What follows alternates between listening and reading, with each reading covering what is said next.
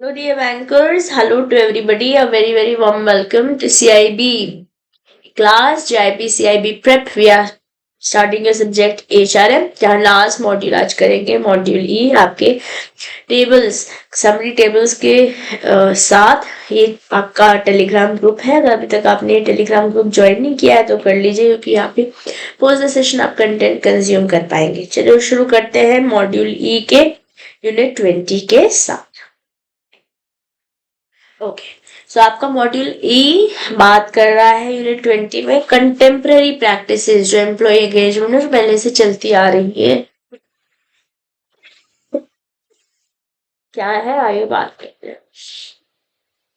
अगर मैं बात करती हूँ डेफिनेशन की, एम्प्लॉय एंगेजमेंट है ही क्या, तो जब हम वर्क प्लेस में कुछ इस तरीके का वातावरण, कुछ इस तरह की कंडीशंस क्रिएट करते हैं कि सब लोग अपना बेस्ट रोज दे पाए, अपनी कैपेबिलिटी से ज्यादा अच्छा कर पाए, वो एम्प्लॉय एंगेजमेंट है। जैसे गूगल जो है एक ओपन कल्चर प्रोवाइड करता है एज अ कंपनी, है ना, एक इनोवेटिव ऑफिस है, एनकरेज करता है, और इस एनवायरनमेंट से बेसिकली एम्प्लॉयज का बेस्ट परफॉर्मेंस निकल के आना चाहिए, ऐसा एनकरेज करता है। ओके, तो बेसिकली एम्प्लॉय एंगेजमेंट रिप्रेजेंट करता है the extent to which employees are motivated to contribute to the organizational success by applying discretionary efforts। अपनी मर्जी से बेस्ट एफर्ट देता है ताकि ऑर्गेनाइजेशन का गोल अचीव हो सके, है ना। जैसे मान लेते हैं एक बंदा, एक एम्प्लॉय जो काफी देर तक बैठा हुआ है क्योंकि उसे क्रिटिकल डेडलाइंस मीट करनी है ऑर्गेनाइजेशन में, ये उसका खुद का एफर्ट है, खुद के डिस्क्रिशन पे, ये उसका ये रिफ्लेक्ट करता है। This is what is employ engagement. Okay, characteristics क्या है एम्प्लॉय एंगेजमेंट के, बंदा फिजिकली, मेंटली, साइकोलॉजिकली इन्वॉल्व रहता है, डायरेक्टली लिंक रहता है basically employ engagement to labour efficiency and effectiveness, क्योंकि वो अपना बेस्ट देंगे, जो एम्प्लॉयज है वो अपना बेस्ट देंगे तो ऑर्गेनाइजेशन तो अपने गोल तक पहुंच ही पाएगी। ओके, इमोशनल कमिटमेंट है, प्राइड, लोग प्राइड कर लेते हैं कि हम गूगल में काम करते हैं, मेटा में काम करते हैं, है ना। और very among employees even in similar roles है, ऐसा नहीं कि सब लोग सेम ही एम्प्लॉयमेंट में रहे, सेम ही तरीके से एंगेज होंगे। क्वांटिटेटिव हो सकता है कम घंटों में ज्यादा काम कर रहे हैं, हो सकता है laptop, excuse me today for my not so well health. I hope audio में कोई दिक्कत फिर भी नहीं आ रही होगी, ठीक है। I could not take this class yesterday because I was not able to speak. Today I'm still in a position where I'll be able to talk and help you clear your examination. Yeah. Qualitative engagement भी हो सकता है, ऐसे कोई enthusiastic है, ऐसे मान लेते हैं एक मोटिवेटेड सॉफ्टवेयर डेवलपर है जो मेंटली और इमोशनली चैलेंज महसूस कर रहा है, invested in their project. Okay, या एक कस्टमर सर्विस एजेंट है जिसको लग रहा है कि वो 20% मोर इफेक्टिवली हैंडल कर सकता है कोई कॉल्स को। या एक टीचर्स की टीम है, सब में focus on innovative teaching methods while other might stick to traditional approaches. तो ये सब एम्प्लॉय एंगेजमेंट पॉजिटिव डायरेक्शन में है या नहीं है, हमारा कोशिश तो है कि पॉजिटिव ही रहे। अब ड्राइवर्स क्या है, what are the drivers of employ engagement. Sorry guys,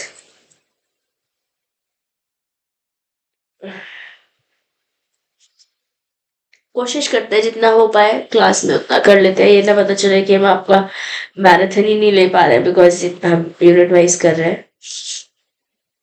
मेरे सर तो कहते हैं कि एक खाली कंटेंट दे देते हैं आपको और मैराथन ले लेंगे, बट वैसे चलो एक बार ट्राई कर लेते हैं, क्या पता दोनों दिया जाए। बट लेट्स सी ये कोशिश कर रहे हैं, मैं अपनी तरफ से पूरी कोशिश करूंगी कि मैं आपको पूरा यूनिट 20 से 25 तक दे दूं, बट जस्ट इन केस कहीं मेरे से बोलना बंद, मतलब ऐसा हो जाएगा कि मैं सब मैराथन लेनी है तो we'll have to stop here. I'll share the notes definitely, but क्योंकि मैंने नोट्स में खुद बहुत मेहनत करी है तो मैं चाहती हूँ कि मैं आपको बेस्ट दूँ इससे, बट स्टिल ये आपको मेरे साथ थोड़ा सा कॉपरेट एक्स्ट्रा करना पड़ेगा, ठीक है। चलिए ड्राइवर्स क्या है हमारे पास एम्प्लॉय एंगेजमेंट के? People centric organisational culture, inspiring leadership. लोगों से फोकस क्या है? अपने लोगों पे आपका फोकस होना चाहिए।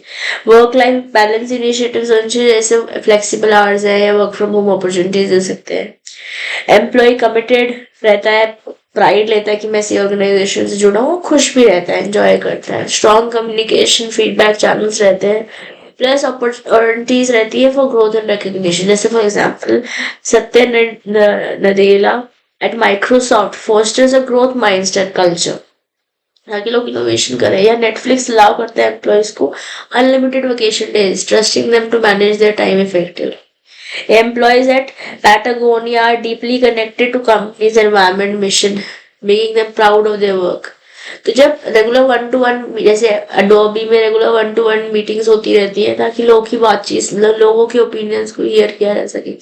या आईबीएम ऑफर करता है रोबस्ट करियर डेवलपमेंट प्रोग्राम जो कि रिकग्नाइज करता है अपने एम्प्लॉयज को थ्रू एनुअल रिपोर्ट्स। तो ये कुछ एग्जाम्पल्स हैं, बहुत अच्छे एग्जाम्पल्स हैं। ठीक है, चलिए अब बात करते हैं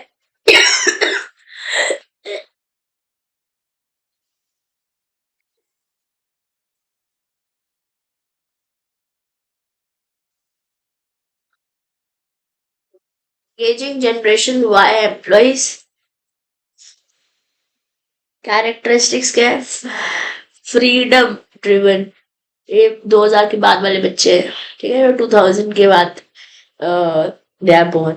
टेक्नोलॉजिकल savvy है, गोल ओरिएंटेड है, इनको अच्छा लगता है कि रिकग्निशन मिले लेकिन उन्होंने कोई काम किया। टीम ओरिएंटेड रहते हैं। स्ट्रैटेजीज क्या है? लेवरेज करते हैं टेक्नोलॉजी को, टेक्नोलॉजिकली savvy है ना, सोशल नेटवर्किंग बिलीव करते हैं, कोशिश रहती है वर्क फ्रॉम होम या हाइब्रिड या फ्लेक्सिबल आवर्स एटलीस्ट रहे। तो generation Y employees basically collaboration में काम करना चाहते हैं, where their contributions are acknowledged। ऐसा नहीं बाद में बात करेंगे आपने क्या किया था, अभी करा है मैंने काम तो अभी कीजिए, अभी बताइए क्या चल रहा है। जैसे कंपनीज आजकल इंटीग्रेट कर रही है स्लैक और सोशल मीडिया को ताकि ट्रांसपेरेंटली चीजें डिस्कस हो सके। जैसे edtech company that I joined back in 2020, वहां पर आई वाज टिल 2023 सितंबर, ठीक है, मतलब 2023 मार्च तक फुल टाइम थी। फ्रॉम मार्च टू सितंबर पार्ट टाइम रोल में थी उस ऑर्गेनाइजेशन में, and there Slack was amazingly used. Though I am not a Gen Y, I am millennial, but still ठीक है। स्पॉटिफाई ने वर्क फ्रॉम एनीवेयर कल्चर चालू कर दिया ताकि फ्लेक्सिबिलिटी डिमांड्स केटर, एक्चुअली जेन वाई लेकर आया है सब कुछ, वर्क फ्रॉम एनीवेयर। ये जेन वाई एम्प्लॉयज थ्राइव करते हैं इंक्लूसिव मेंटरशिप प्रोग्राम जैसे कि डेलॉइट में होती है। आज हमारे पास वर्क फ्रॉम होम अपॉर्चुनिटीज, इसकी बेनिफिट्स है पर डीमेरिट्स भी है। बेनिफिट्स क्या है? फ्लेक्सिबल है, प्रोडक्टिविटी है, वर्क लाइफ बैलेंस है, छुट्टी कम लेते हो आप, और फाइनेंशियली खूब पैसे बचते हैं, कपड़े लेने पड़ते, आने जाने में इतने पैसे नहीं लगते, ठीक है ना। फिर इसके अलावा हमारे पास कुछ डीमेरिट्स है, जैसे अकेला अकेला महसूस होता है, हो सकता है काम से आप डिस्ट्रैक्ट हो जाए, रिलेशनशिप स्ट्रेन हो सकते हैं घर पे भी और बाहर भी, और हेल्थ इश्यूज तो डेफिनेटली है। इसके अलावा हमारे पास economic strategies work from home में क्या है, जैसे हम स्ट्रेंथन कर सकते हैं कम्युनिकेशन। जैसे कोई एक मीटिंग लगाई बट वो मीटिंग का टाइम पे हो, शुरू हो टाइम पे खत्म हो, ये ना हो कि बस कोई भी टाइम पे आ रहे हैं और कोई भी टाइम पे जा रहे हैं। घंटे की मीटिंग है कि 5-5 घंटे चला रहे हैं, that should also not happen. बस एक एजेंडा होना चाहिए, गोल होना चाहिए ताकि हेल्थ और वेलनेस भी प्रमोट हो, respective that you are working from home. जैसे ट्विटर अलाउ करता है अपने एम्प्लॉयज को रिमोटली काम करने परमानेंटली ताकि उनका सेटिस्फैक्शन बढ़ा रहे, बट कंपनी का खर्चा भी तो कम होगा, लोग आएंगे नहीं। तो एम्प्लॉय जो वर्क फ्रॉम होम करते हैं प्रॉपर अर्गोनॉमिक सेटअप्स के बिना, उनको फिजिकल स्ट्रेन से चेयर ठीक नहीं है तो पेन होने लगेगा, ऑफिस में तो सब कुछ है ना। ऑफर करें ऑनलाइन या मेंटल रिसोर्सेज जैसे हेड स्पेस का सब्सक्रिप्शन ताकि आप मेंटली काम रहे, ये सब कुछ वर्क फ्रॉम होम में दिया जा सकता है by the organization to manage human resources. इसके अलावा हमारे पास हाइब्रिड मॉडल है। हाइब्रिड मॉडल जब थोड़े दिन तो ऑफिस जाना है, थोड़े दिन घर वर्क फ्रॉम होम कर सकते हो।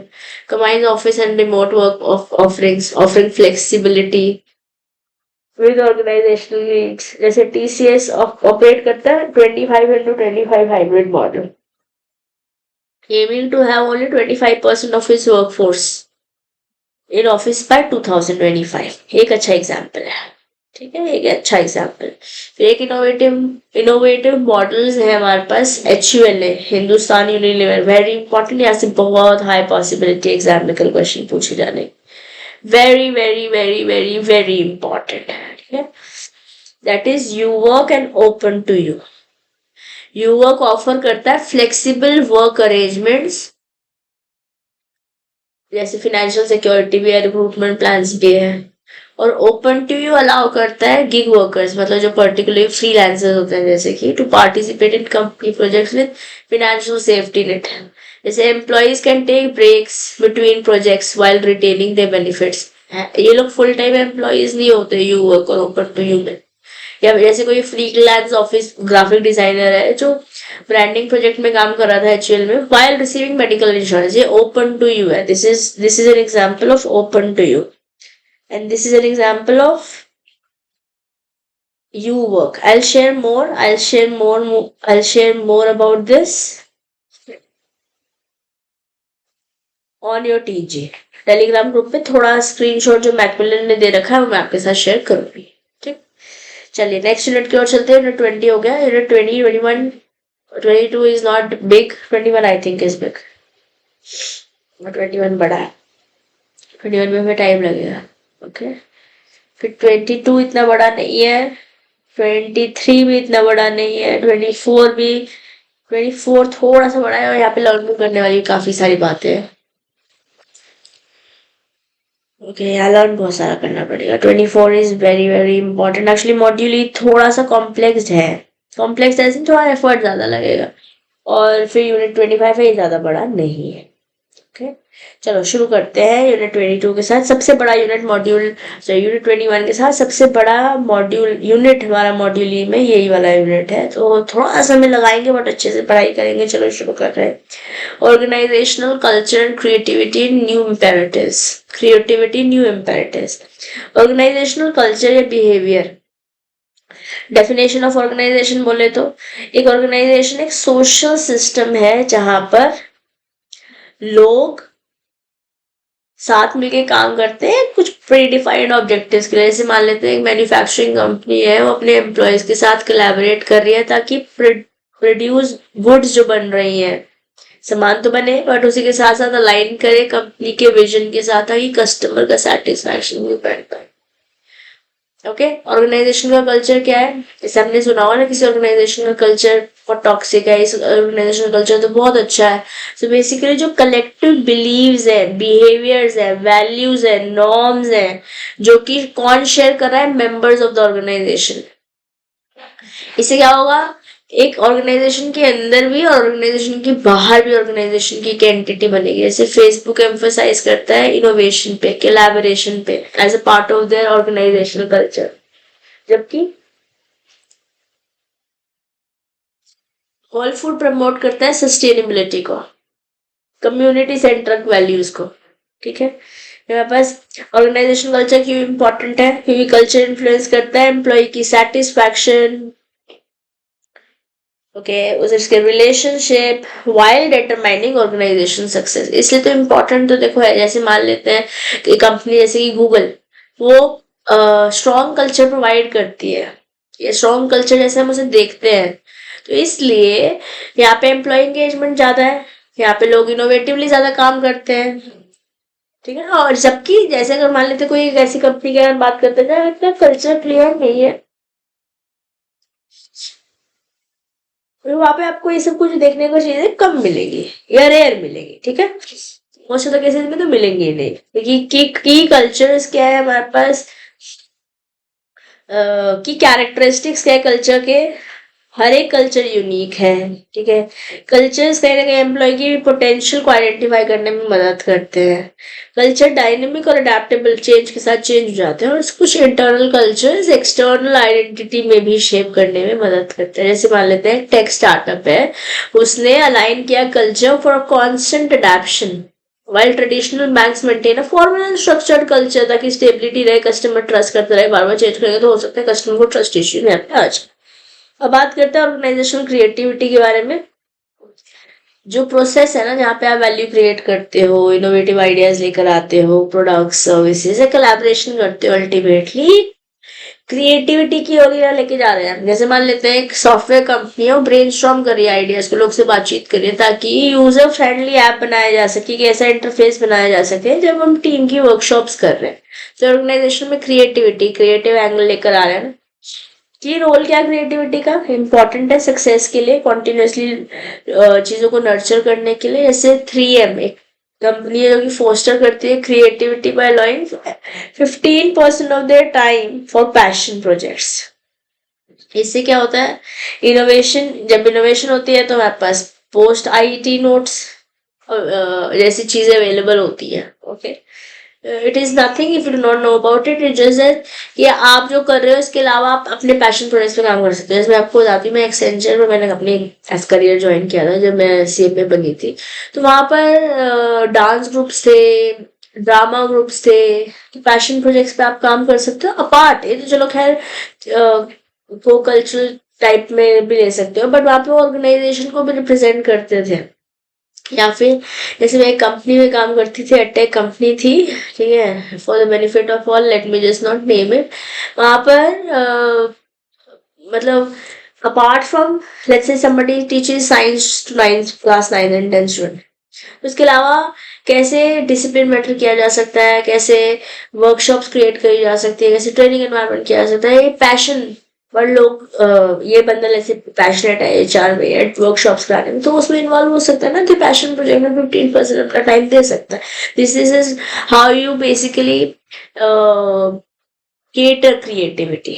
यस, अब एचआर का क्या रोल है ऑर्गेनाइजेशन के behaviour? Employees are seen as human capital, क्योंकि उनका स्किल है, उनके पास नॉलेज है, उनके पास क्रिएटिविटी है। तो जब एचआर इनिशिएटिव्स लेते हैं, जैसे कि एम्प्लॉय ट्रेनिंग प्रोग्राम है, कोई कोलैबोरेटिव परफॉर्मेंस रिव्यू, तो इससे एंगेजमेंट बेटर होती है, लोगों की स्किल्स भी डेवलप होती है। इसके अलावा फैक्टर्स जो इन्फ्लुएंस करते हैं कल्चर को, वो है leadership style, communication norms, power distribution and employee engagement and motivation level. ये सब कुछ, ये सारे पॉइंटर्स जो हमने स्क्रीन पर देखे हैं, ये डेफिनेटली इन्फ्लुएंस करते हैं कि ऑर्गेनाइजेशन का कल्चर कैसा है। क्योंकि अगर लीडर्स अच्छे नहीं है, लीडर्स ग्रीडी है या अपने बारे में ही सोचते हैं, लोग के बारे में नहीं सोचते हैं, तो ऑफ कोर्स वहां पे ग्रोथ आपको वैसे ही नहीं दिखेगी, उस ऑर्गेनाइजेशन का कल्चर आपको अकॉर्डिंगली नेगेटिव दिखाई देगा। ठीक है, फिर वापस एडगर शाइन ने डेफिनेशन दी है कि ऑर्गेनाइजेशन कल्चर क्या है।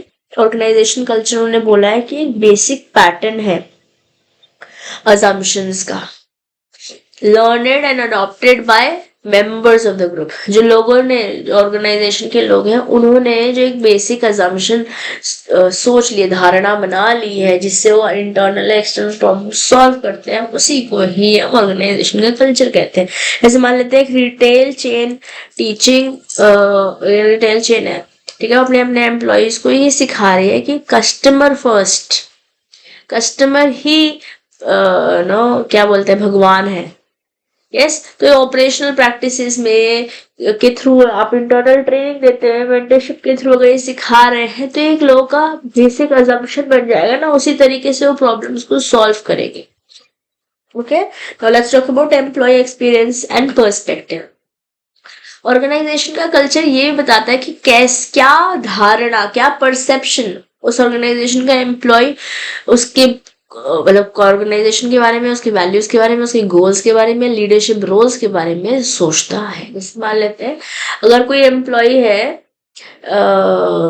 उसे अच्छा फील होगा अगर वो एक हाई ट्रस्ट एनवायरनमेंट में काम करता है, मोटिवेटेड रहेगा, लॉयल रहेगा। जबकि अगर टॉक्सिक कल्चर है तो वहां पे उसकी एंगेजमेंट अच्छी नहीं होगी, वो डिससेटिस्फाइड रहेगा, आज नहीं तो कल आपको वो छोड़ के चला जाएगा। बहुत अच्छा एग्जाम्पल है यहाँ पर, इसे मैं हाईलाइट कर रही हूँ। फिर मेरे पास क्या इंडिकेटर्स है हेल्दी कल्चर के? जो एम्प्लॉयज हैं, अगर वो इंस्पायर्ड फील करते हैं, मोटिवेटेड फील करते हैं, एंगेज रहते हैं, हेल्दी कल्चर है ना, ऑर्गेनाइजेशन का कल्चर हेल्दी है। क्रिएटिविटी है वहां पे, अडेप्टेबिलिटी है वहां पे, लोग नॉर्म्स और वैल्यूज से अलाइंड है ऑर्गेनाइजेशन के गोल के साथ। That mean that organization has a healthy culture. जैसे मान लेते हैं कोई एक वर्क प्लेस है जहाँ पे फ्लेक्सिबल स्केड्यूल्स है, करियर डेवलपमेंट अपॉर्चुनिटीज है, आप टीम साथ मिलके काम करते हैं, तो एक हेल्दी कल्चर, एक हेल्दी एनवायरनमेंट क्रिएट होता है। है ना। प्रॉब्लम सॉल्विंग स्किल्स मतलब पैटर्न जो क्रिएट हो रहा है वो इस तरीके से हो रहा है कि प्रॉब्लम जो है वो हम साथ मिलके अच्छे से सॉल्व करेंगे विदाउट क्रिएटिंग अ नेगेटिव और toxic environment. Yes.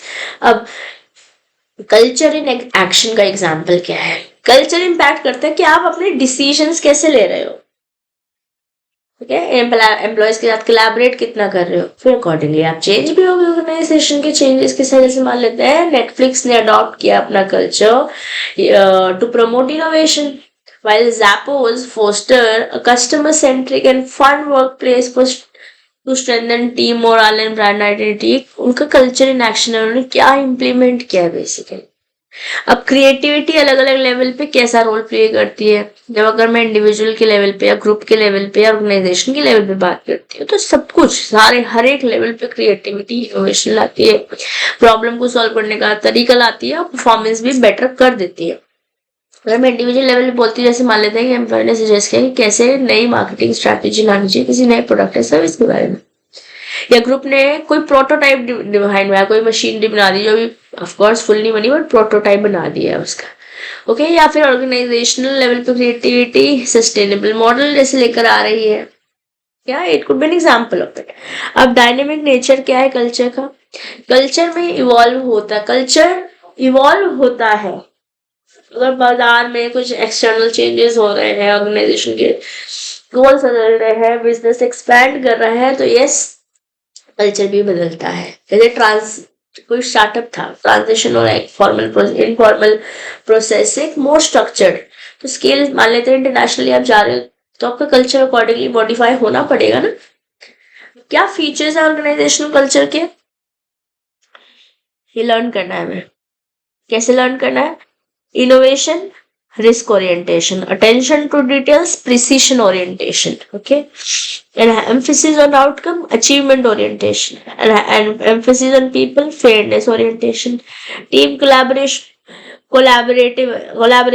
orientation, individual autonomy, responsibility orientation, people centric, people orientation, aggressiveness, competitive orientation, stability, rule orientation। अब इसकी एग्जांपल्स समझते हैं। जैसे मान लेते एक टेक कंपनी है जिसने लॉन्च किया ग्राउंड ब्रेकिंग,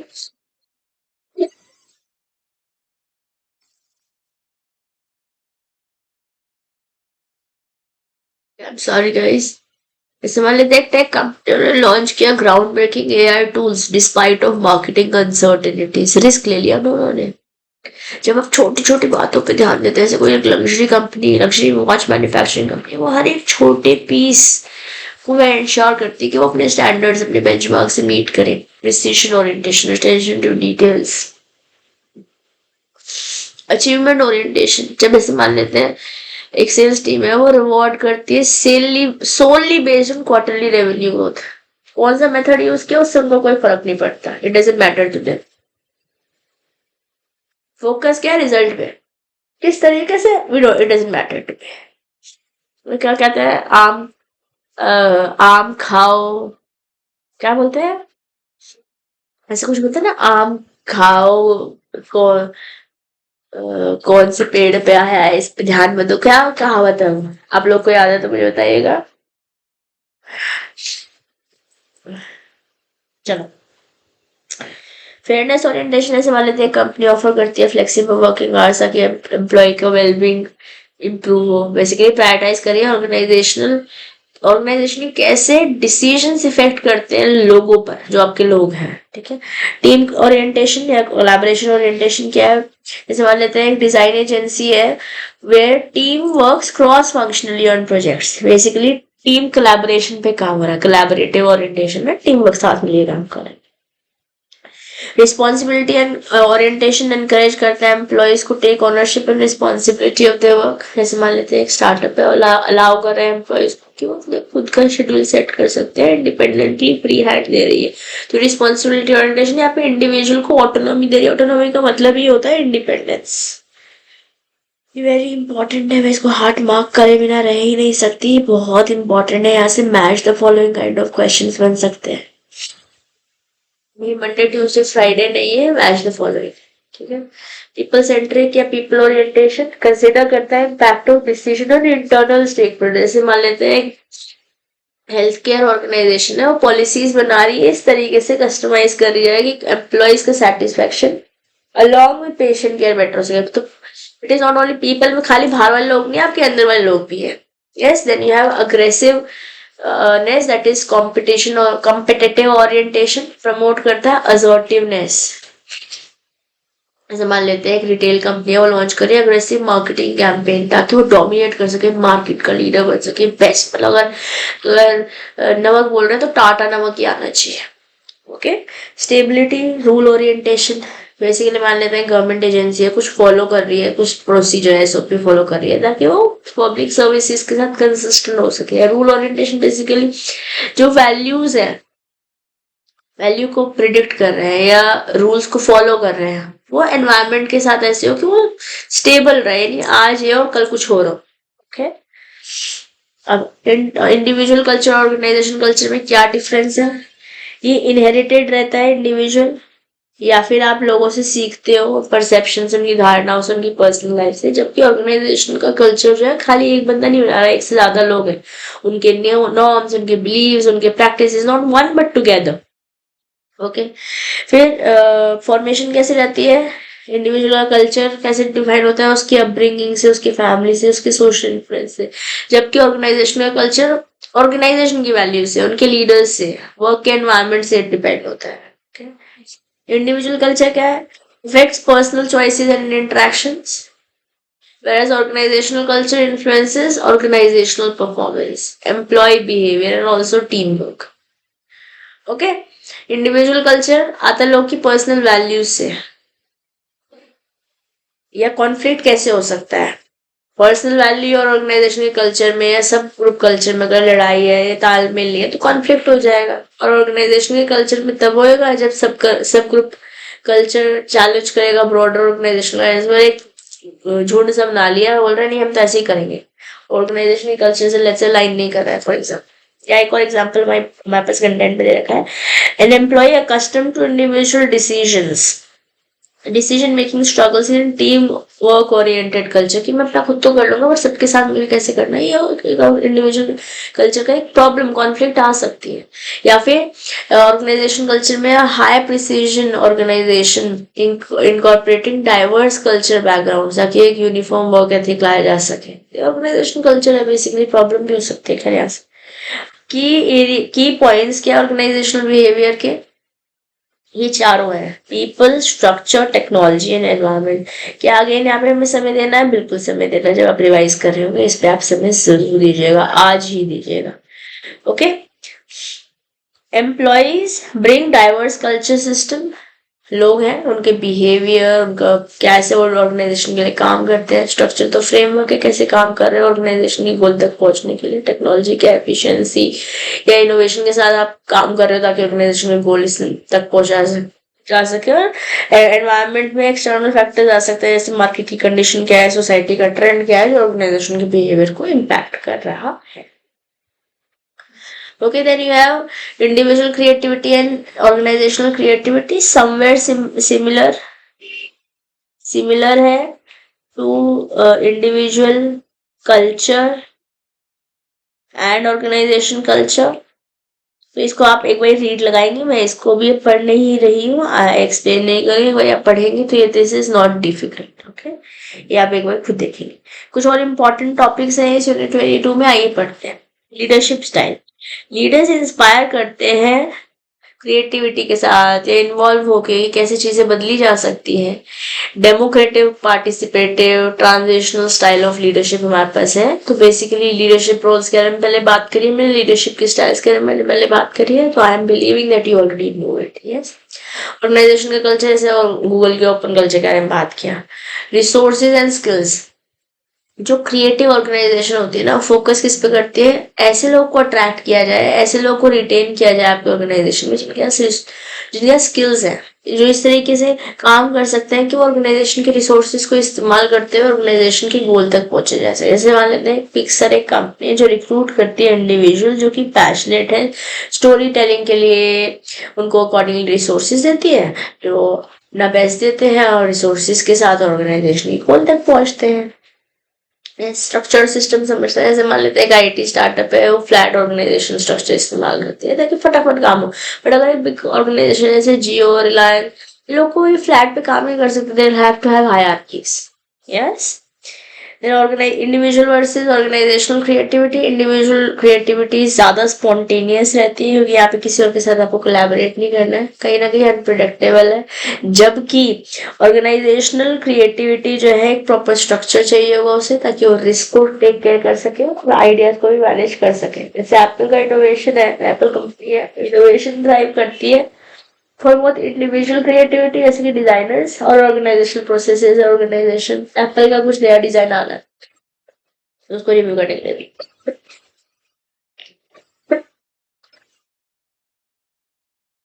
वैसे आपने ये पढ़ा ना, वैसे ही पीछे अपने जो पूरा टेबल था, अगर हमें ये समझ में आ गया तो वो आपके लिए पढ़ना डिफिकल्ट नहीं है।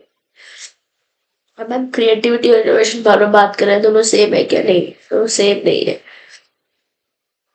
क्रिएटिविटी बोले तो एक ऐसी एबिलिटी जिससे नोवल यूजफुल आइडियाज या कंसेप्ट बन के आएंगे, जबकि इनोवेशन एक ऐसा प्रोसेस है जिसमें आप क्रिएटिव आइडियाज का इस्तेमाल करते हो, इम्प्लीमेंट करते हो ताकि नए प्रोडक्ट्स बना सको, नए सर्विसेज बना सको, नए प्रोसेसेस बना सको। बेसिकली यहाँ पे आइडिया जनरेट होता है, यहाँ पे आइडिया इम्प्लीमेंट होता है। ये सबसे बड़ा डिफरेंस है आपका क्रिएटिविटी और इनोवेशन। अगर हमको ये समझ में आता है तो अगर क्वेश्चन हमारे से इनोवेशन और क्रिएटिविटी में कहीं चूज करने को बोलता भी है, you will still be in a position to give the answer, right answer. Primarily individual और मेंटल मतलब कॉग्निटिव स्किल्स पे क्रिएटिविटी काम करता है, जबकि इनोवेशन इन्वॉल्व करता है ऑर्गेनाइजेशन के प्रोसेसेस, क्योंकि यहाँ पे तो इम्प्लीमेंट करना है। एक्सटर्नल एप्लीकेशन भी हो सकती है कोई। प्रोसेस क्या है? इन्वॉल्व होता है अलग अलग तरीके से, कैसे सोच सकते हैं, किसी प्रॉब्लम को कैसे सॉल्व कर सकते हैं, साथ मिलके आज नए दौर के नए तरीके कैसे अपना सकते हैं।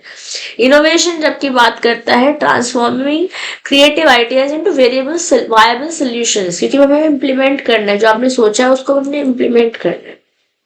गोल है जैसे आपने कोई नया ओरिजिनल कंसेप्ट बनाया सोच के, ठीक है, बट प्रैक्टिकल उसे अप्लाई कैसे करोगे ताकि प्रॉब्लम को सॉल्व किया जा सके, वो इनोवेशन है। जैसे मान लेते हैं एक टीम ब्रेनस्टॉर्म कर रही है to improve user experience, good example, right? A company applying to new technology to streamline its production process. That's innovation, क्योंकि इम्प्लीमेंट करने का बात हो रहा है। रिलेशनशिप क्या है? क्रिएटिविटी आइडियाज जनरेट करती है जिससे इनोवेशन आएगा, तो मतलब क्रिएटिविटी से इनोवेशन आएगा। क्रिएटिविटी लीड्स टू इनोवेशन, क्योंकि जनरेट ही नहीं करोगे तो इम्प्लीमेंट क्या करोगे। जबकि implementation is application of creative ideas, जिससे आप इसे चेंज एक्चुअली में यहाँ से शुरू चेंज इम्प्लीमेंट होगा तो प्रोसेस आगे बढ़ेगा, ठीक है।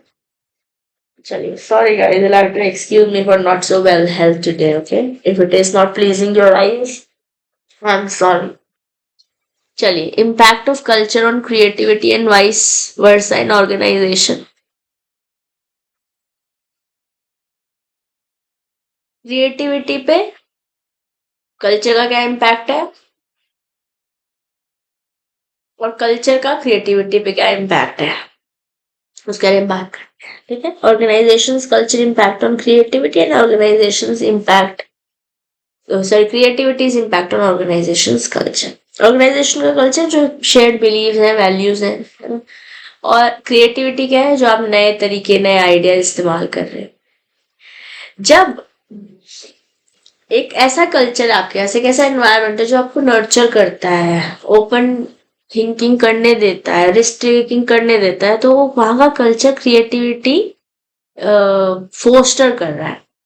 यस, और क्रिएटिविटी होगी तो इन जनरल ऑर्गेनाइजेशन का कल्चर, आप इनोवेशन, कॉन्टिन्यूअस लर्निंग आएगी, क्या फैक्टर्स इन्फ्लुएंस करते हैं क्रिएटिविटी को? लोग का पॉजिटिव एटीट्यूड, उनका प्रोग्रेसिव आगे बढ़ने की चाह, फॉरवर्ड थिंकिंग आइडियोलॉजी, पीछे तक हम उसी बातों में आगे कैसे बढ़े, ठीक है। जबकि creativity impacts on organization culture, यहाँ पे एम्प्लॉइज क्रिएटिव एबिलिटीज के साथ ड्राइव करते हैं culture by introducing new perspective and ideas. Strategy क्या है? Organization culture that encourages diversity, collaboration, rewards creative thinking. ये स्ट्रैटेजी, ये नीति है इनकी। अभी तो ऑर्गेनाइजेशन कल्चर ये क्रिएटिविटी लेकर आएगा, बट क्रिएटिविटी ऑर्गेनाइजेशन कल्चर पे कैसे इम्पैक्ट करती है? जब क्रिएटिव आइडियाज हैं तो लोग कल्चरली शिफ्ट होते हैं better, collaborative and flexible environment के। जैसे मान लेते हैं जिन कंपनीज का सपोर्टिव कल्चर है, जैसे गूगल, वहां पे क्रिएटिविटी आती है क्योंकि वहां लोग कोलैबोरेशन करते हैं, अपने आप भी बेस्ट अपना देने की कोशिश करते हैं। और कैसे क्रिएटिविटी इम्पैक्ट करती है ऑर्गेनाइजेशन कल्चर को? जैसे कल्चर है क्रिएटिविटी का ऑर्गेनाइजेशन में, उससे क्या होगा? इनोवेशन होगी, नए प्रोडक्ट्स की, नए सर्विसेज आएंगे, प्रॉब्लम सॉल्विंग कर पाओगे आप। तो कहीं ना कहीं दोनों इंटर रिलेटेड है, म्यूचुअली इन्फ्लुएंस तो करती है। अगर स्ट्रॉन्ग कल्चर है वैल्यूज के साथ, क्रिएटिविटी के साथ, तो यस ग्रोथ होगी, इनोवेशन होगा। अगर क्रिएटिव एनवायरनमेंट है तो कल्चर भी अकॉर्डिंगली चेंज होगा, नए आइडियाज और इम्प्रूवमेंट्स पे आप फोकस करोगे।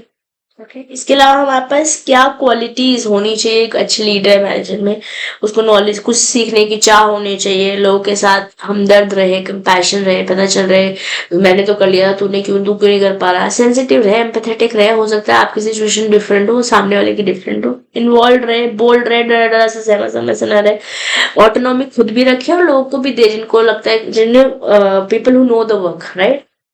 फ्लेक्सिबिलिटी के साथ रहे, सेल्फ रिलायंट रहे, जो वादा किया वो निभाना पड़ेगा, क्रिएटिव और प्रॉब्लम सॉल्विंग पे काम करे, और सोशल रहे, चुप चुप रहेगा, किसी से बात नहीं करेगा तो टीम कैसे लीड करेगा, है ना। तो सब वो हमारे पास एसेंशियल क्वालिटीज है। एक बार पढ़ेंगे, example will be sorted, but these are the examples, this is how, what are the essentials, क्या रिक्वायर्ड है क्रिएटिव मैनेजर के लिए, सब बातें यहाँ पर हमने बताई। इसके बाद 21 तो हो गया है डन। अब 22 बढ़ा नहीं है, 23 थोड़ा सा बढ़ा है, 24 फिर से बढ़ानी है, 25 भी बढ़ानी है, थोड़ा सा स्पीड बढ़ाते हुए आगे बढ़ेंगे। Corporate sustainability and green HRM, a social and environmental approach to people. Sustainability एक ऐसा अप्रोच है जहाँ पे आप सपोर्ट करते हो लाइफ और हमारे प्लैनेट को बैलेंस करते हैं। पैसे तो कमाने हैं बट एनवायरमेंट का ध्यान रखते हैं, सोसाइटी का ध्यान रखते हैं।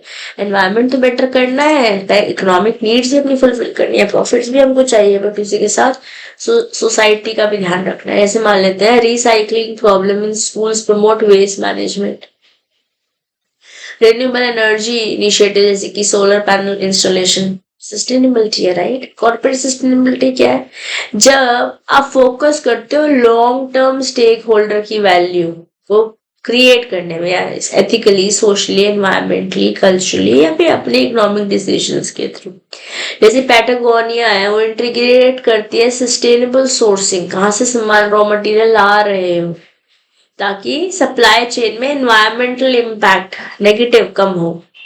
या आई क्या यूज करती है रिन्यूएबल एनर्जी को, सर्कुलर बिजनेस प्रैक्टिसेस को। What is it? It is corporate sustainability, right. अब कॉर्पोरेट सस्टेनेबिलिटी के 3 पिलर्स हैं, बहुत इंपॉर्टेंट, एग्जाम में बहुत हाई पॉसिबिलिटी पूछा है। देखिए, एनवायरमेंटल, सोशल एंड इकोनॉमिक। क्या है दोस्तों?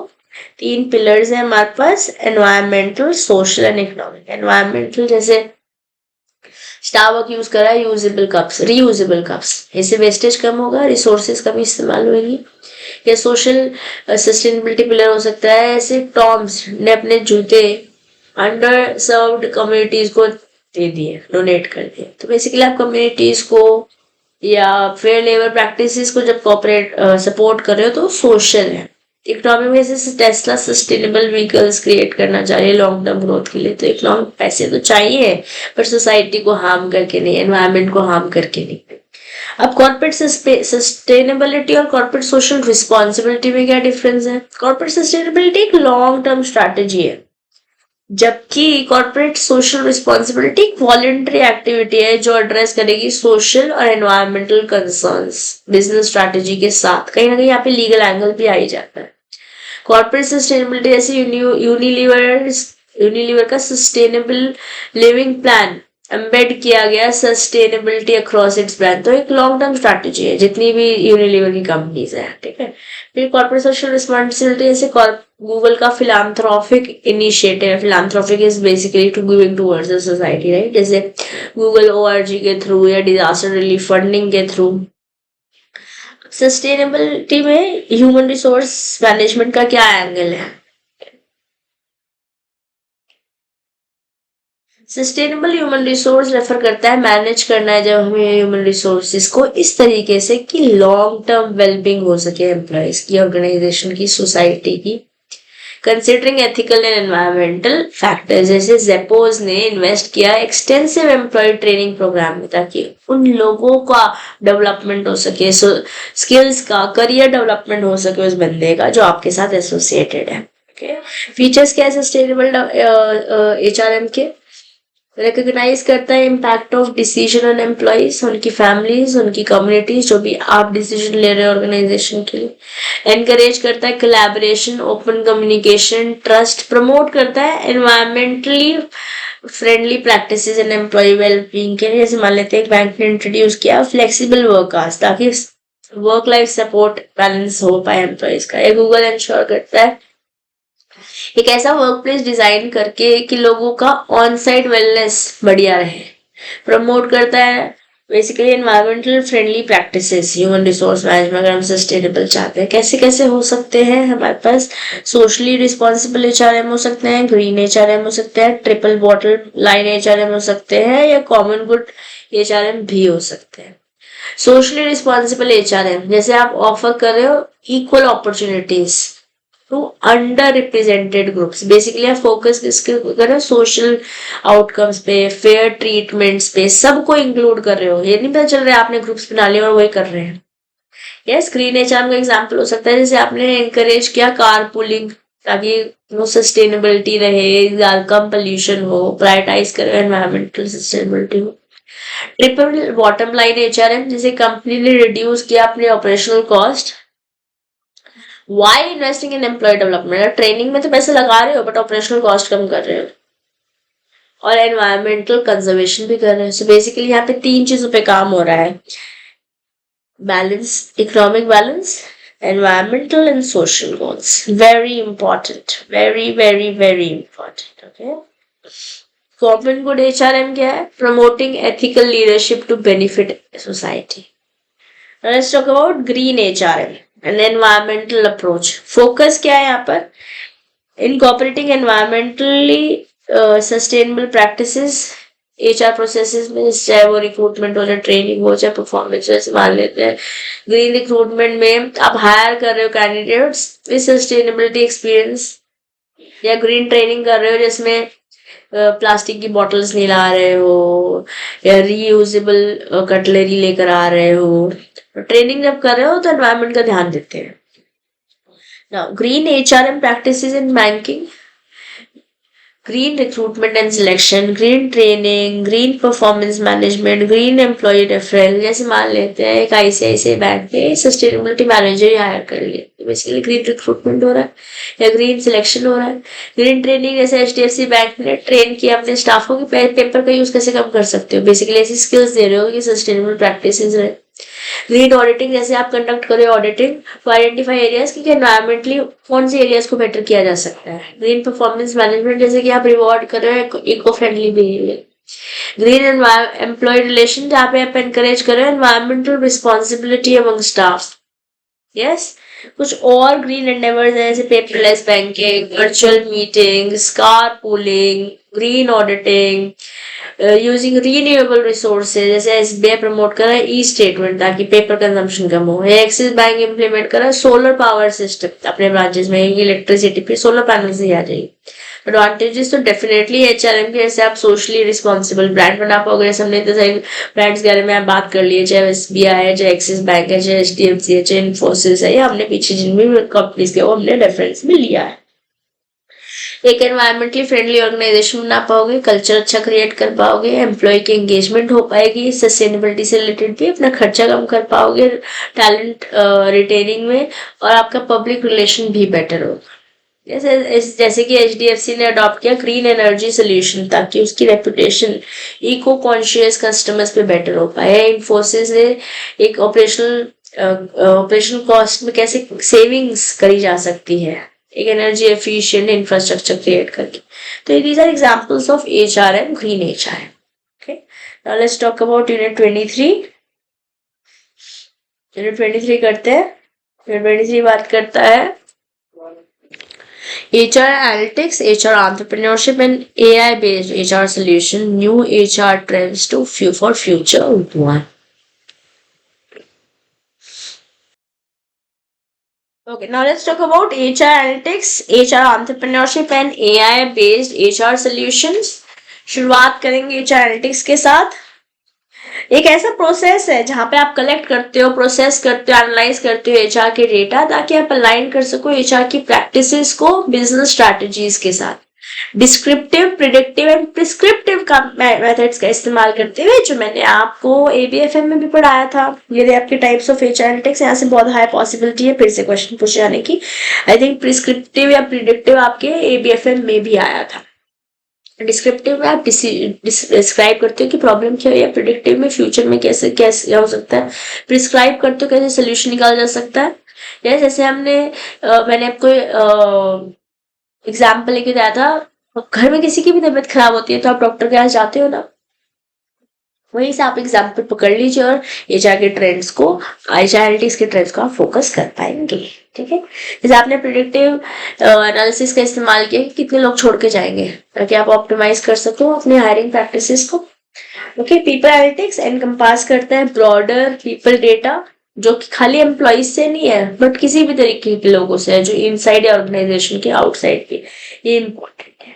ओके, ठीक है, वर्कफोर्स एनालिसिस में सारे तरीके के एम्प्लॉइज आते हैं, फुल टाइम, रिमोट, फ्रीलांसर्स, या AI भी हो सकता है फ्यूचर में ऑटोमेशन अगर कर रहे हैं तो ये भी बहुत इंपॉर्टेंट है। स्टेप्स क्या है HR एनालिटिक्स में, इम्प्लीमेंट कैसे करोगे, पहले एक फ्रेमवर्क बनाओगे, क्वेश्चनर गैदर करोगे डेटा। ऐसे आपने कोई एक नया चिप्स का ब्रांड लेकर आ रहे हो, ठीक है, तो आपने क्वेश्चनर बनाया कि कैसा आप टेस्ट पसंद करते हैं, या आपने लोगों को टेस्ट कराया कि कैसा लगा, नमक ज्यादा था कि कम था, कि स्पाइसेस कैसे थे, एक्सेट्रा एक्सेट्रा। आपने डेटा गैदर किया, उसे एनालाइज किया, फिर आपको समझ में आया कि अच्छा लोगों को ये पसंद है, ये नहीं पसंद है, अकॉर्डिंगली आपने अपना प्रोवाइड किया रिकमेंडेशन, यू आर सॉर्टेड।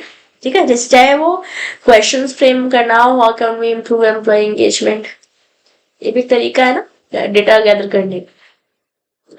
अब एडवांटेजेस क्या है HR एनालिटिक्स के, भी डिसीजन मेकिंग में हेल्प मिलती है, हायरिंग की क्वालिटी बेटर हो पाती है, लोग छोड़ के कम जाते हैं, और स्ट्रैटेजिक अलाइनमेंट भी बेटर हो पाता है। इसका एग्जांपल आप एक भाई रीड लगा लेंगे। फिर एडवांटेजेस क्या है, डिसएडवांटेजेस क्या है, सिक्योरिटी कंसर्न हो सकता है, खर्चा ज्यादा होगा, स्पेशलाइज एक्सपीरियंस आपको यहाँ पे चाहिए होगा।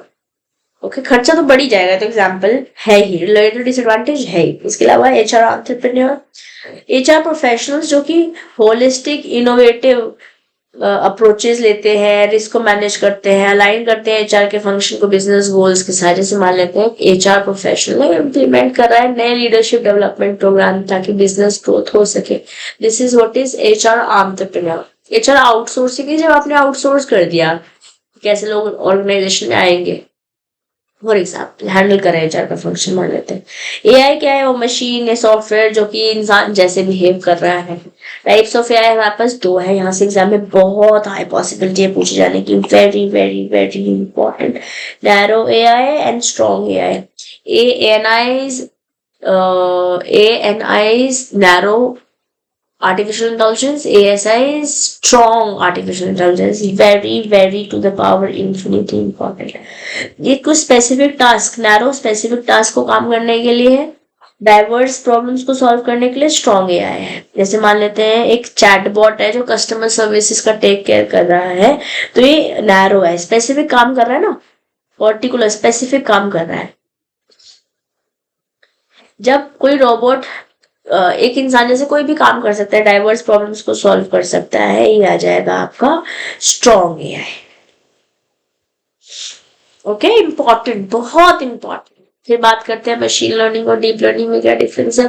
मशीन लर्निंग एल्गोरिथम का इस्तेमाल कर रहा है फिर प्रिडिक्शंस के लिए, जबकि डीप लर्निंग सबसेट है मशीन लर्निंग का। ठीक है। जैसे machine learning for example system predicting employee attrition, कितने लोग जाएंगे पैटर्न के हिसाब से, और डीप लर्निंग एनालाइज कर रहा है कितने लोग जॉब्स दे रहे हैं, उनका रिज्यूमे आ रहा है, फिर न्यूरल नेटवर्क के साथ आप उसका इस्तेमाल कर रहे हो। थोड़ी बातें एआई में पढ़ के आए, ज्यादा में हम जाएंगे नहीं। एआई मतलब एबीएफएम का एआई वाला चैप्टर।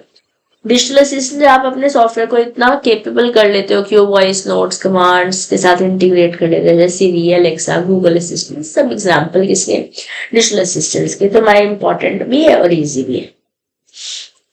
ओके, एआई रिक्रूटमेंट में कैसे यूज कर रहे हैं, जैसे आज AI powered recruitment tools use कर रहे हो कि कैंडिडेट कितने सारे रिज्यूमे आ रहे हैं उनको मैच कैसे करोगे, इसी के थ्रू कर सकते हैं। एआई की तरह एआई से आप ऑन बोर्डिंग करा सकते हो, रिक्रूटमेंट कर सकते हो, लर्निंग करा सकते हो, कंपनसेशन मैनेज भी कर सकते हो। सैलरी टूल बेसिकली एनालाइज कर रहे हो कि बंदा जो काम दे रहा है उतना पैसा भी देगा हमको कि नहीं। हाँ, talent management, retention, career development, succession plan, सब पे हमारे पास इंडिविजुअल चैप्टर्स है। बस यहाँ पे हम इस्तेमाल किसका कर रहे हैं, एआई का। तो मैं बहुत डिटेल में इसके नहीं जा रही हूँ। और इसके बाद यूनिट 23 हो गया डन। अब हम बात करें यूनिट 24। ये very very very very very very very very very to the power infinity important. इसको मैं ऐसे बोल सकती हूँ 100% इन दोनों में से कुछ आने वाला है। 100% something is going to come, या तो वूका या बानी।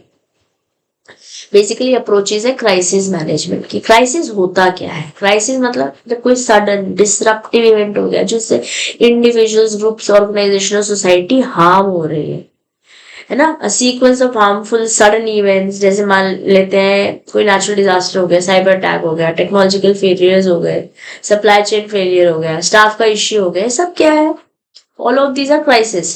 ये इससे होगा क्या, एक इंडिविजुअल, ग्रुप या ऑर्गेनाइजेशन इफेक्ट होगा, सडन इवेंट्स होंगे, लोगों को डर लगेगा, अर्जेंट डिसीजन लेने पड़ेंगे, कंट्रोल कहीं ना कहीं एंजाइटी हो जाएगी, कंट्रोल नहीं आपके हाथ में चीजें, इन्फॉर्मेशन कम है, मीडिया नजर आपके ऊपर है, और एक ट्रांसफॉर्मेटिव प्रोसेस डेफिनेटली। कैसे मैनेज करोगे इस क्राइसिस को, an organization is prepared and they response in a better way. यही तो चाहते हो, क्राइसिस को मैनेज किसी तरीके से करा जाए। तो मतलब जो एक्टिविटीज या स्ट्रेटजी इस्तेमाल कर रहे हैं कैटास्ट्रॉफिक मतलब डिजास्टर वाले इवेंट में, ताकि डैमेज कम किया जा सके, डैमेज कम हो, तो उसी को ही हम बोलेंगे क्राइसिस मैनेजमेंट। वो का क्या है, एक ऐसा फ्रेमवर्क है जहाँ पे आप अंडरस्टैंड करते हो अनसर्टिनिटी को और वॉलेटिलिटी को। जैसे मान लेते हैं या इसको वूका को कैसे बोल रखा है, what is VUCA, VUCA is volatile, uncertain, complex and ambiguous. इसका फुल फॉर्म ऑलमोस्ट हर अटेम्प्ट में पूछा है, ऑलमोस्ट ऑलमोस्ट ऑल अटेम्प्ट्स। इसको छोड़ के जा सकते हो क्या, नहीं, नहीं छोड़ के जा सकते। Volatility, uncertainty, complexity, ambiguity. यहाँ पे स्ट्रैटेजिकली आपको चीजें प्लान करनी पड़ेगी तभी सोल्यूशन निकाल के ला पाओ। व्हाट इज बानी, बानी मैनेज करता है अनसर्टेनिटी को क्राइसिस मॉडर्न टाइम्स में। आज करंटली सिचुएशन में आप बानी इस्तेमाल करते हो। What is BANI, brittle, anxious, non linear and incomprehensible. Exam में ए पूछा है अभी लास्ट रिसेंट अटेम्प्ट में। Okay, brittle is when you are unable to predict beyond a point, कड़वा हो गया ना। एंशियस, जहाँ पे अनसर्टेन टाइम्स में डर लगता है ना। नॉन लीनियर, डिसअप्रोप्रिएटेड, डिसकंटिन्यूड इवेंट है, पता नहीं चल रहा। लीनियर तो एक तरीके के पैटर्न पता चलता है ना। Non linear do not get it, जैसे कोविड पैंडेमिक आया था, दिस वाज बानी के थ्रू से सॉल्व किया जा सकता था, या कोई और इवेंट सोचते हैं। ग्लोबल वार्मिंग है, बानी।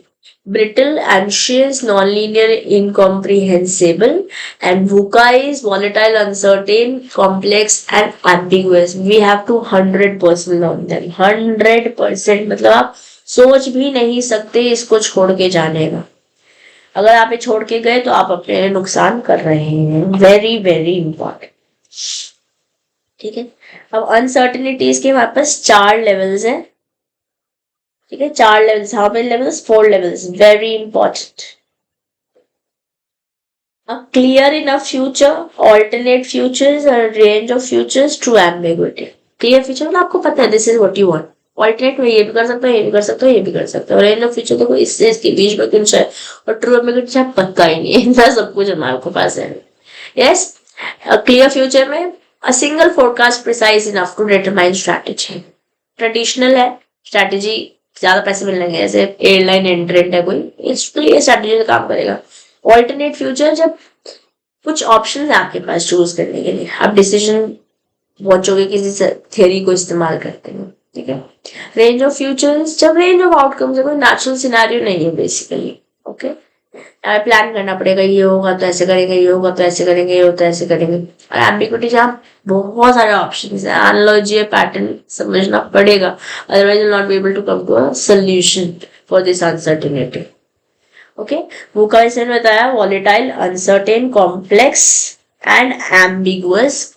इसको आप इसे रीड लगाएंगे, एक बार मैंने समझा तो आपको दिया है, इसको आप रीड लगाएंगे, must must, it's a must read, okay.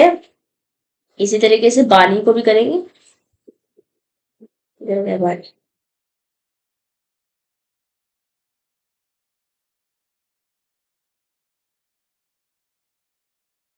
तो बानी को हम ऐसे कर लेते हैं, ठीक है। That is brittle, anxious, non-linear and incomprehensible, ये बेस्ट एग्जांपल्स हैं, ओके। चलिए, अब हमारे पास एक फिंक का क्राइस मॉडल है। हमें क्राइस मॉडल क्या है फिंक का, फिंक ने बोला कि prodromal stage, acute stage, chronic stage and resolution stage, क्या है ये, what is it.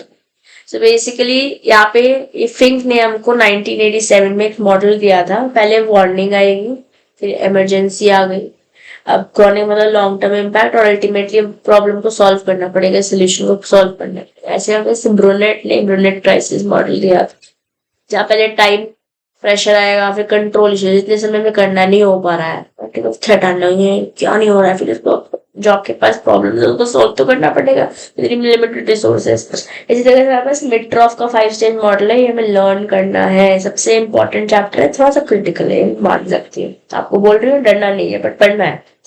Signal detection, probing and prevention, damage containment, recovery and learning. Signal पहले देखो, कुछ लग रहा है गड़बड़ हो रही है, कैसे कोशिश करो कि ना हो, प्रॉब्लम दिख रही है कि कुछ तो सिग्नल आ रहा है, थिंग्स कैन गो रॉन्ग, कोशिश तो ना हो, बट अगर हो गया तो डैमेज देखो कहाँ हुआ है, उसको सॉल्व करो और इससे सीखो, अगली बार इम्प्लीमेंट करना। This is what is Mitroff's 5 stage model of crisis management.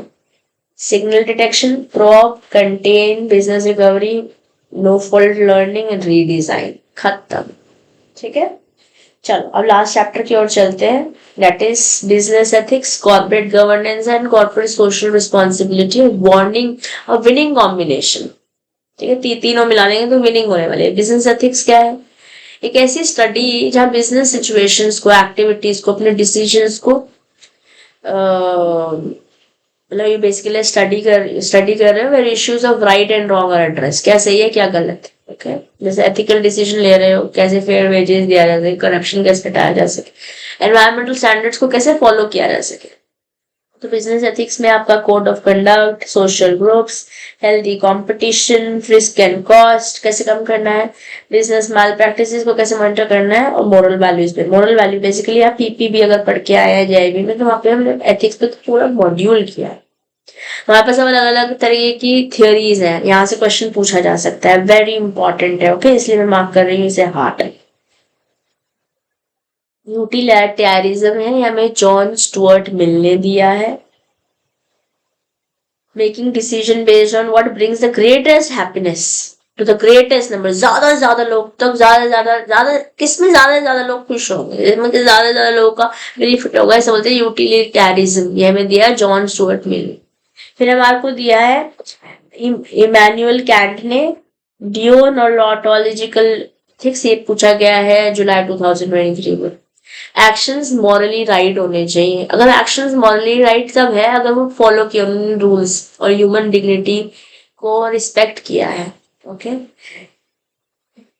Then you have virtue ethics, Aristotle ने दिया है हमें। Ethical behaviour stems from integrity of one's character, जो वादा किया है वो निभा रहे हो तो पता चलेगा, एरिस्टोटल बोल रहे हैं कहीं ना कहीं एथिकली बिहेव कर रहे हैं, वेरी इंपॉर्टेंट है, ओके। यूटिलिटेरियन थ्योरी फोकस कर रहा है ज्यादा से ज्यादा लोग को खुश मिलना चाहिए। डियोनोलॉजिकल थ्योरी फोकस कर रहा है मॉरल रूल्स और डिग्निटी के साथ काम कर रहे हैं। वर्च्यू थ्योरी फोकस कर रहा है इंडिविजुअल के वर्च्यूज को, उनके कैरेक्टर को, जब वो डिसीजन ले रहे हैं, तीनों के एग्जाम्पल दिए हुए, इनको आप एक बार पढ़ लेंगे। You have to read this, okay?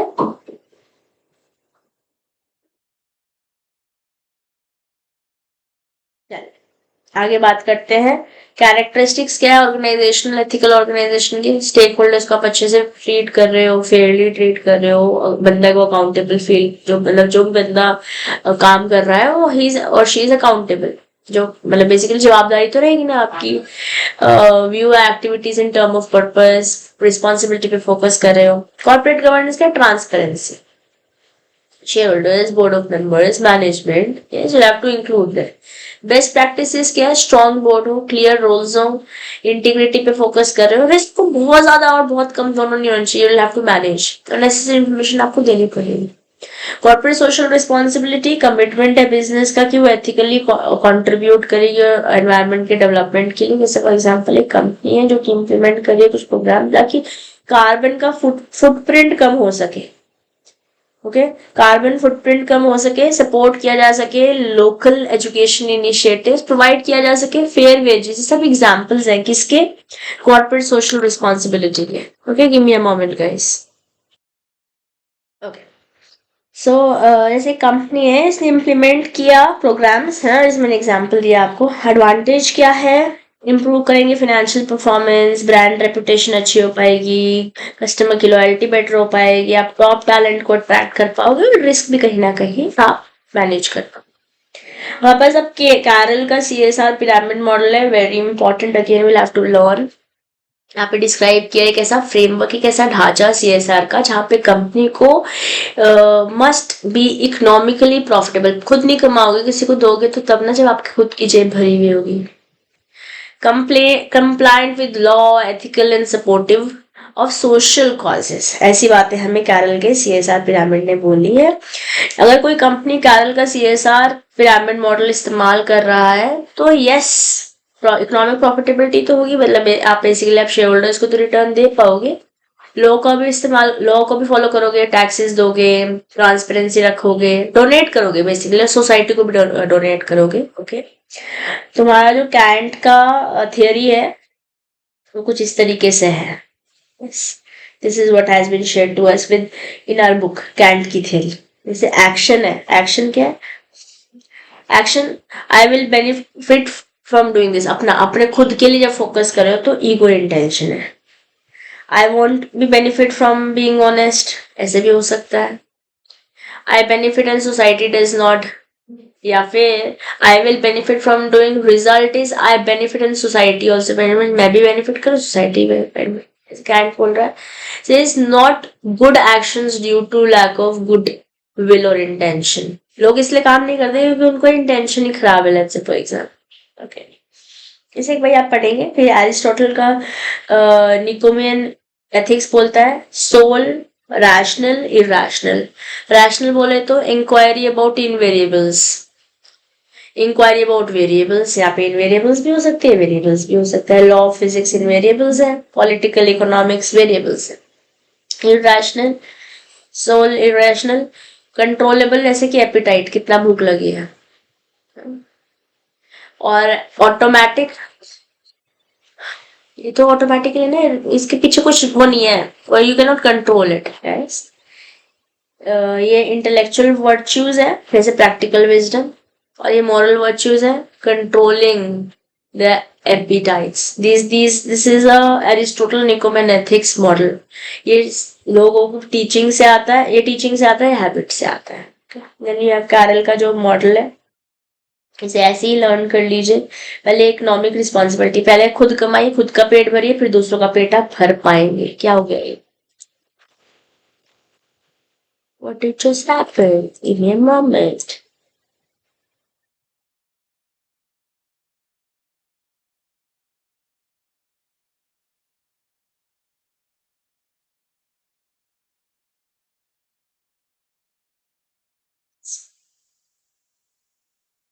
खुद का पेट भरोगे तभी तो दूसरों का पेट भर पाओगे ना। Economic responsibility, legal responsibility, law को फॉलो करो। Ethical responsibility is be ethical, what is right, जो सही है वही करो। Okay, and then you have philanthropic responsibility, give back to the society. लोगों की वजह से आपके पास आया ना, लोगों को भी देना है आपको वापस। कंट्रीब्यूट रिसोर्सेज द कम्युनिटी, ताकि उनकी क्वालिटी ऑफ लाइफ भी बेटर हो पाए।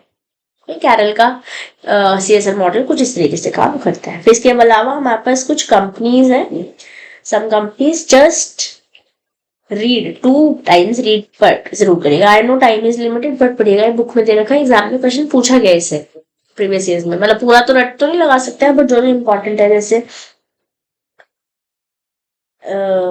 ये Bharat heavy electronics limited, BHEL बोलता है कंट्रीब्यूट करो development of quality in rural areas, health care, ठीक है।